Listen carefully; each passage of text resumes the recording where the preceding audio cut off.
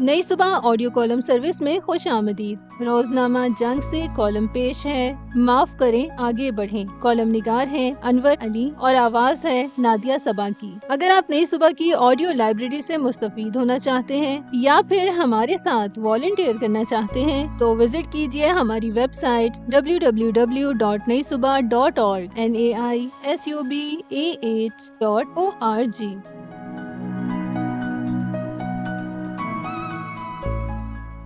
اگر کامیاب افراد کی زندگی کا مطالعہ کریں تو ہمیں معلوم ہوتا ہے وہ سب خیر تقسیم کرنے والے، لوگوں کی بھلائیاں چاہنے والے، درگزر کرنے والے، معاف کرنے والے اور صبر و تحمل سے کام لینے والے تھے۔ اس کے دو پہلو ہیں، پہلا مذہبی پہلو ہے، دوسرا معاشرتی پہلو ہے۔ دونوں پہلوؤں سے ہی اس کی بڑی اہمیت ہے۔ اگر ہم مذہبی اعتبار سے دیکھیں تو ہمیں حکم دیا گیا ہے کہ اچھائیاں پھیلائیں اور برائیوں سے منع کریں۔ قرآن پاک میں ہے تم کی تلقین کرتے ہو، برائی سے روکتے ہو۔ آپ صلی اللہ علیہ وآلہ وسلم نے بھی ہمیں تعلیم دی ہے کہ لوگوں کے بارے میں اچھا سوچیں، آسانیاں پیدا کریں، مشکلات پیدا نہ کریں، لوگوں کو خوشخبریاں دیں اور نفرت والے کاموں سے دور رہیں۔ یاد کریں جب آپ صلی اللہ علیہ وآلہ وسلم نے حضرت معاذ رضی اللہ تعالیٰ عنہ اور حضرت ابو موسیٰ رضی اللہ تعالیٰ عنہ کو یمن کا گورنر اور قاضی بنا کر بھیجا تو آپ صلی اللہ علیہ وآلہ وسلم نے ان کو کیا نصیحتیں کی تھیں۔ بخاری شریف کی روایت ہے کہ ان دونوں کو رخصت کرتے وقت آپ صلی اللہ علیہ وآلہ وسلم نے انہیں فرمایا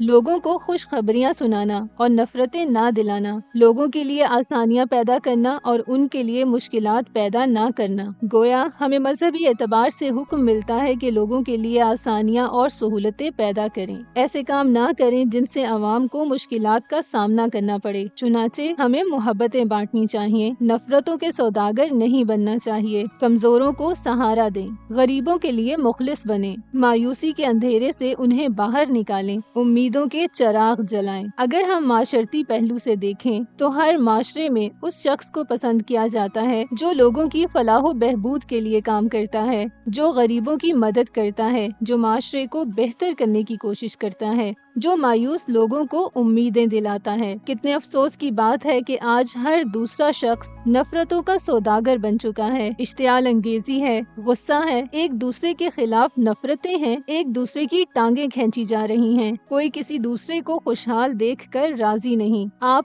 عالمی سطح سے لے کر ملکی سطح تک اور پھر اداروں سے لے کر افراد تک اور پھر اداروں سے لے کر افراد تک باریک بینی سے جائزہ لے کر دیکھ لیں کہ کیا ہو رہا ہے۔ خدا کے لیے ایک دوسرے کو برداشت کرنا سیکھیں، ایک دوسرے کو معاف کرنا سیکھیں۔ یاد رکھیں انتقام سے مسائل حل نہیں ہوتے ہیں، انتقام در انتقام سے ملک و قوم ترقی نہیں کر سکتے۔ ہمیں ایک دوسرے کو اسی طرح معاف کرنا چاہیے جس طرح رحمت دو عالم صلی اللہ علیہ وآلہ وسلم نے کیا تھا۔ آپ فتح مکہ کا واقعہ تو دیکھیں، کس طرح رواداری، بھائی چارگی اور امن و سلامتی کا پیغام دیا گیا ہے۔ رہبر اعظم صلی اللہ علیہ وآلہ وسلم نے ان لوگوں کے لیے اپنے دروازے کھول دیے جو ساری زندگی آپ کے راستے میں کانٹے بچھاتے اور سنگ باری کرتے رہے۔ دنیا نے ایسا فاتح نہیں دیکھا ہوگا جس نے اپنے دشمنوں کے لیے ایسی فراغ دلی کا ثبوت دیا ہو۔ آپ صلی اللہ علیہ وآلہ وسلم نے فرمایا جو شخص ہتھیار پھینک دے، جو شخص توبہ کر لے،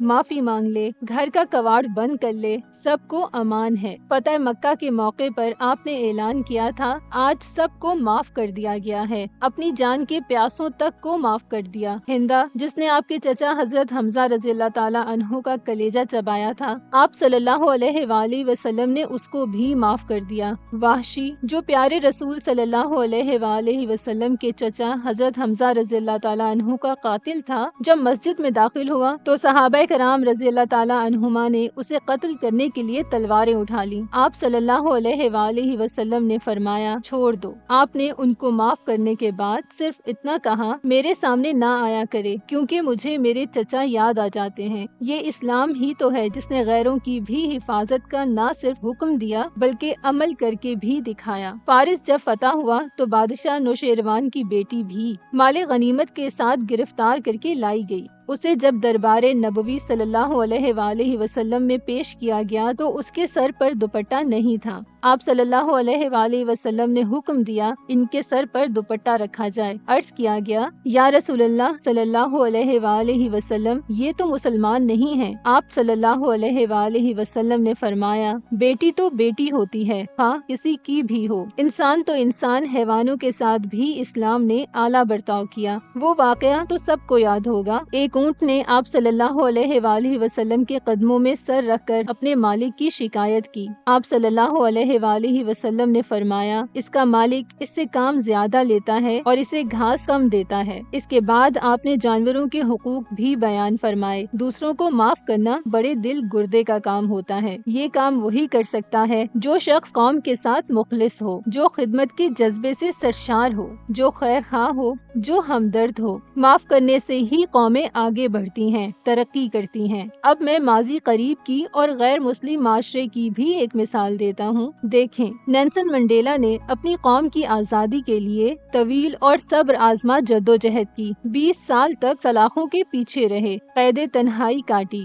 لیکن جب اقتدار میں آئے تو سب کو معاف کر دیا۔ آج ہمارے سیاسی حکمران نیلسن منڈیلا کا نام لیتے ہیں کہ انہوں نے اقتدار میں آ کر ان لوگوں کو بھی معاف کر دیا تھا جنہوں نے انہیں 20 سال تک قید تنہائی میں رکھا تھا۔ لیکن ہمارے یہ حکمران نہ جانے کیوں خود اقتدار میں آ کر انتقامی کارروائیاں کرتے ہیں۔ یہ کیوں معاف نہیں کر دیتے؟ ایک دوسرے کو معاف کریں، ایک دوسرے کی غلطیوں کو درگزر کریں، دوسرے پر کیچڑ اچھالنے کے بجائے اپنے گریبان میں جھانکنے کی کوشش کریں۔ ہر شخص اپنے گریبان میں منہ ڈال کر دیکھے کہ اللہ نے کیسے کیسے ان کے عیوب پر پردہ ڈالا ہوا ہے۔ ہم مسلمان ہیں۔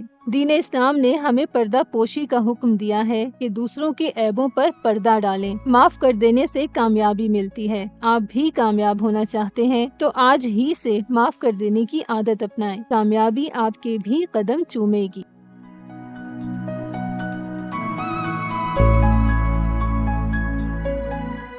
یہ معلوماتی مواد نئی صبح کی جانب سے پیش کیا گیا۔ اپنی آراء کے اظہار کے لیے کامنٹ کیجیے یا ڈسکرپشن میں دیے گئے رابطے کے ذرائع استعمال کیجیے۔